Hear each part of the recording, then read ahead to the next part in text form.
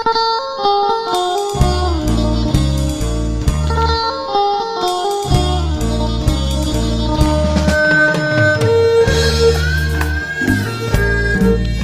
ัลโหล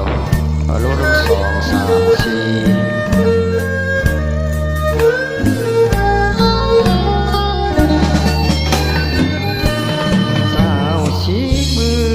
4สื่อกระเรื่องไปทั่วอาหานา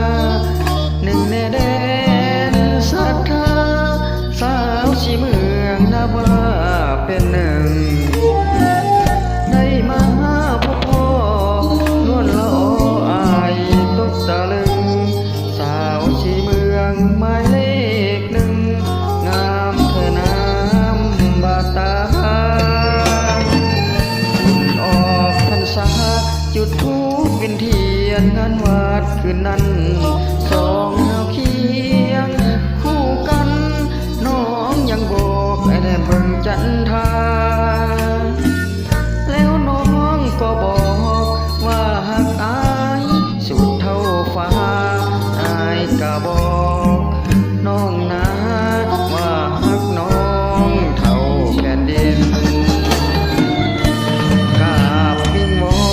เจ้าแม่ชีเมืองผู้ศักดิ์สิทธิ์จงช่วยนี้ละมิตรให้หาคานีสมหักสมหวัง